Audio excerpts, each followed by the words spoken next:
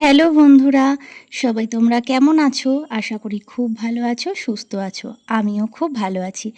Are shining rainbow blog channel থেকে আমি সঙ্গীতা আরও একটা নতুন দিনের ব্লগে তোমাদেরকে স্বাগত জানাই। আর এখন বাজে ভোর ৫টা। ভোর ৫টা থেকে আমার নতুন দিনের শুরু করলাম। তো আকাশটা দেখো কি সুন্দর লাগছে। আগের দিন বৃষ্টি হলে সকালটা কিন্তু এমনই লাগে, তাই না? মেঘ ভাঙা আকাশ দেখো, মেঘটা কেমন ভাঙা ভাঙা লাগছে, পেঁজা তুলোর মতো বেশ সুন্দর লাগছে।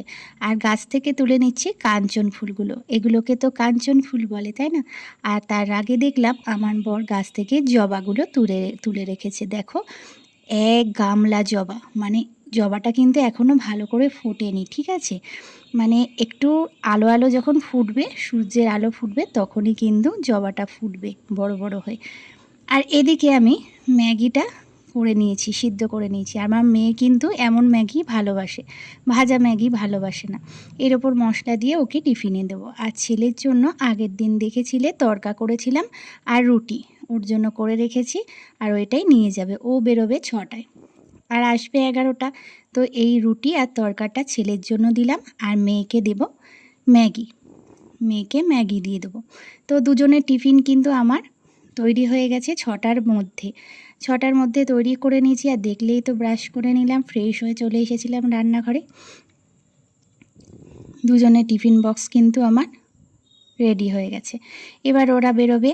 আর ছেলে তো বেরিয়ে গেছে, আর মেয়েকেও কিন্তু তৈরি করছি আমি। এই বোতলে জল ভরে নিলাম।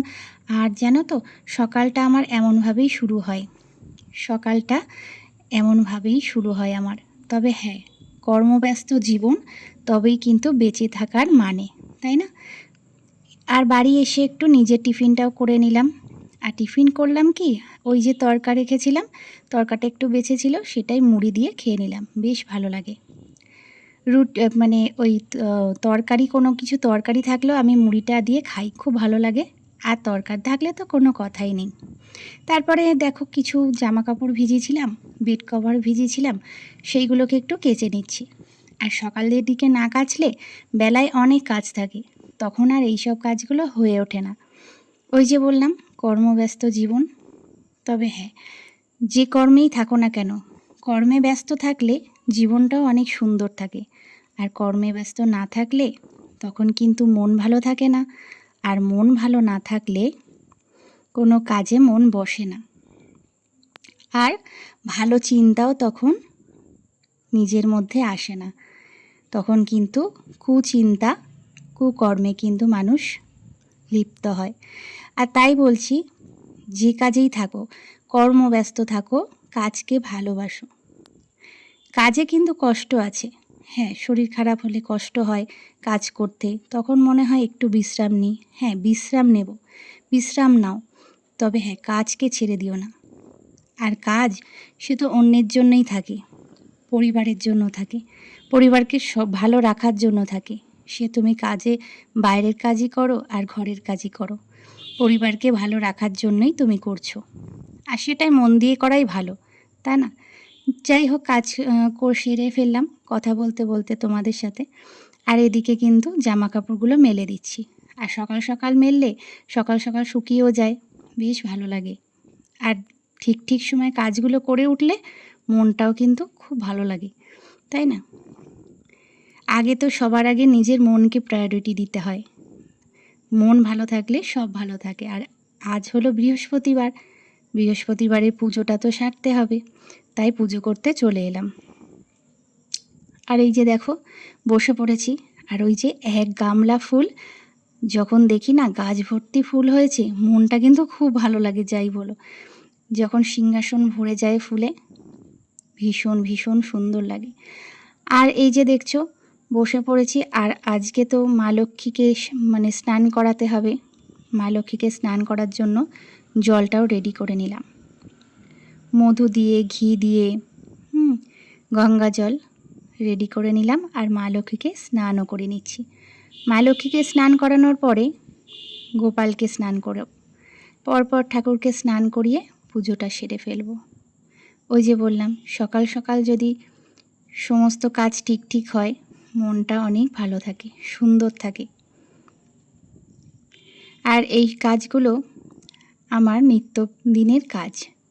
হ্যাঁ, এই প্রতিদিন পুজো দেওয়াটা আমার শাশুড়ি মা করেন। এই বৃহস্পতিবারের পুজোটা আমিই দিই, কারণ ঘট পাততে হয় তো, আর মা লক্ষ্মীকে সাজাতে হয়, সেটা মা অতটা পারে না, মানে দেখি এখন বয়স হয়ে গেছে, ওই জন্য শাড়ি টাড়ি পরানো, গয়নাগাটি পরানো এগুলো পারে না বলে আমি করি।